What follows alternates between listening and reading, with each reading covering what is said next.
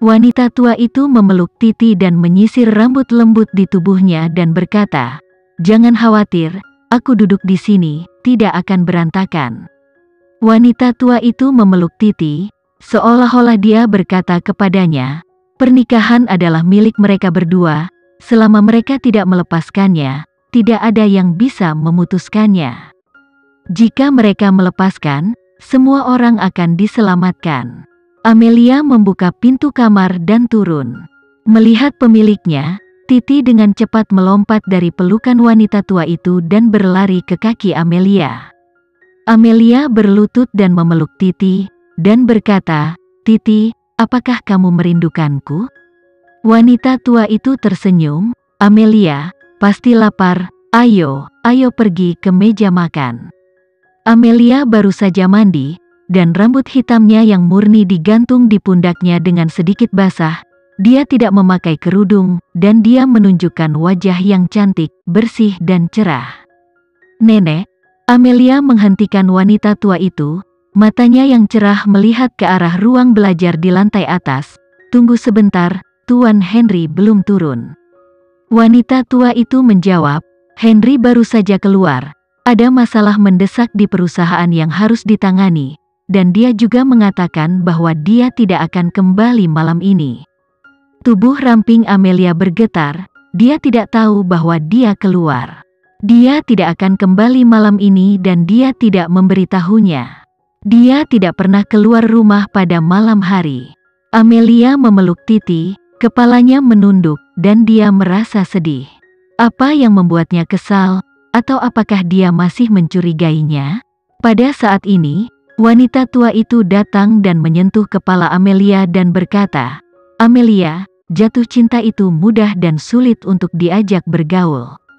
Pernikahan membutuhkan pertengkaran. Henry adalah orang yang sangat kesepian, saya satu-satunya di sisinya selama ini. Tahukah kamu apa yang paling dia butuhkan, yaitu rasa aman. Kamu terlalu mempesona malam ini, membuatnya sangat tidak aman. Dia memperlakukanmu seperti miliknya. Dia ingin memelukmu dengan kuat di telapak tangannya." Amelia memeluk Titi dan kembali ke kamar tidur. Dia sedang berbaring di tempat tidur, memikirkan apa yang baru saja dikatakan neneknya. Dia tidak bisa tidur lagi dan lagi.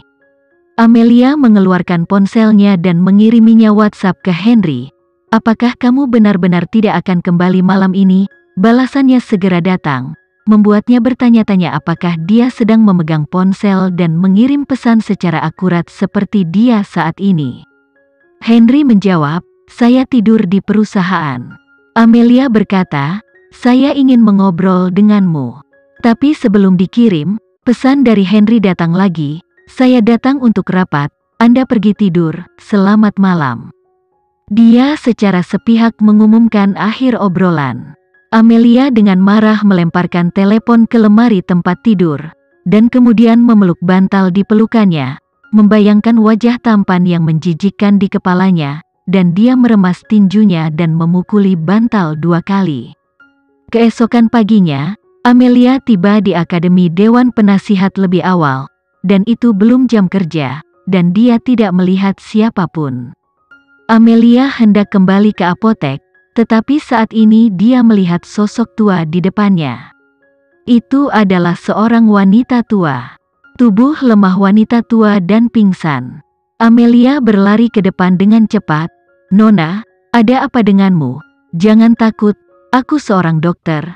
Aku akan menyelamatkanmu." Amelia dengan cepat mengetahui denyut nadi wanita tua itu. Wanita tua itu sakit parah, dan dengan tubuhnya yang menua, dapat dikatakan bahwa dia menderita beberapa penyakit dan dalam kondisi yang cukup berbahaya. Saat ini, ujung hidung wanita tua itu menjadi panas, dan darah merah mengalir dari hidungnya. Wanita tua itu sedikit pusing, dia menatap Amelia dengan lemah dan berkata, "Apakah aku sekarat? Aku melihat peri sebelum aku mati." Amelia menjawab, "Wanita tua, saya bukan peri. Kamu beruntung hari ini, tapi saya adalah peri yang diutus oleh Tuhan untuk menyelamatkanmu." "Dewi, Ini adalah pertama kalinya saya melihat Dewi yang begitu cantik. Jangan berpikir kamu bisa menggertakku, kamu jelas-jelas peri kecil. Wanita tua itu memandang Amelia. Pada saat ini, Amelia menusuk jarum perak di tangannya ke titik badan wanita tua itu, dan mimisan wanita tua itu dengan cepat berhenti. Kali ini Amelia mengganti jarum emas ramping. Amelia bertanya dengan lembut, "Wanita tua, apakah kamu takut?" Wanita tua itu sedikit menolak, "Bisakah kamu tidak menusukku dengan jarum?" Amelia menggelengkan kepalanya, "Tidak bisa." Wanita tua menjawab, "Peri kecil itu lembut, aku tidak takut akan rasa sakit." Wanita tua itu berkata, "Oke wanita tua, lalu tutup matamu." Suara lembut Amelia sepertinya memiliki kekuatan magis yang tak tertahankan, dan wanita tua itu benar-benar menutup matanya. Pada saat seperti itu, Amelia dengan akurat menusuk jarum emas di tangannya ke titik tubuh wanita tua itu. Amelia mengeluarkan tisu basah untuk menyeka darah dari wajah wanita tua itu, lalu bangkit, dia akan meminta seseorang untuk membawa wanita tua itu ke bangsal untuk observasi. Amelia pergi lebih dulu. Begitu Amelia pergi, satu orang datang yaitu Rena.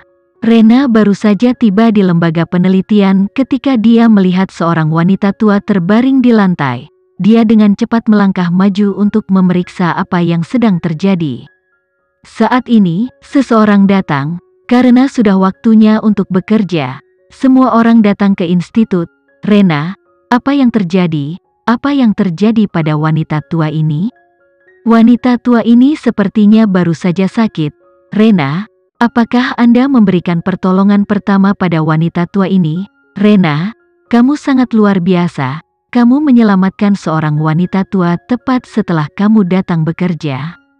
Semua orang mengira dia menyelamatkan wanita tua ini. Dia penuh pujian. Dia ingin menjelaskan pada awalnya, tetapi dia sudah lama tidak merasakan lingkungan seperti ini. Rasanya seperti dia terkena kejutan yang jatuh dari langit, dan dia tidak ingin menjelaskan sama sekali. Pada saat ini, Direktur Rudy bergegas dengan tangannya. "Nyonya Dina Aresta adalah pasien yang sakit kritis yang dirawat di lembaga penelitian kami. Dia baru saja sembuh dari penyakit." "Siapa yang menyelamatkannya?" Rudy sangat gugup. Tampaknya identitas Nyonya Dina Aresta tidaklah sederhana. Mata Rena berbinar dan dia tidak sabar untuk berdiri. "Direktur Rudy, aku menyelamatkan wanita tua ini." Rudy memandang Rena, "Bagaimana Anda menyelamatkan Nyonya Dina?" Rena juga memiliki keterampilan medis.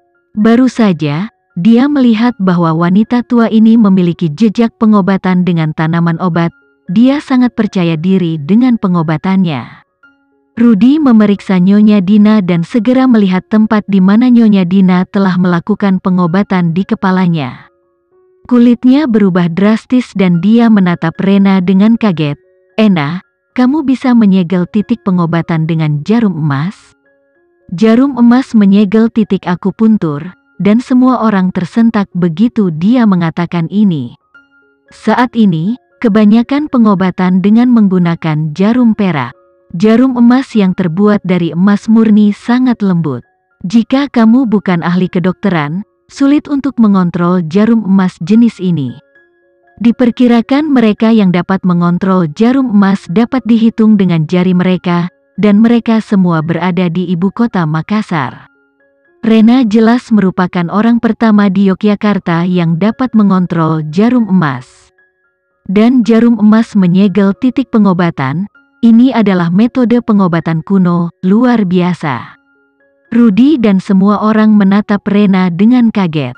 Rena menegakkan punggungnya dengan cepat ketika dia mendengar jarum emas menutup titik pengobatan karena dia juga akan menyegel titik pengobatan dengan jarum emas. Dia telah bekerja keras untuk mempraktikkan titik pengobatan penyegel jarum emas ini. Meskipun dia belum memiliki kesempatan untuk berlatih, dia merasa dapat mengendalikannya dengan sempurna.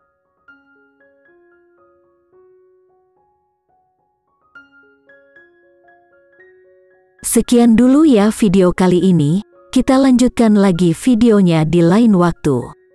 Oh iya, bagaimana menurut kalian? Semoga bisa sedikit menghibur kalian semua. Untuk teman-teman yang baru nonton, jangan lupa subscribe ya, hehehe. Dan kalau teman-teman ada yang ingin gabung langganan, bisa langsung gabung saja untuk dapat fitur yang menarik dan sedikit membantu Mimin.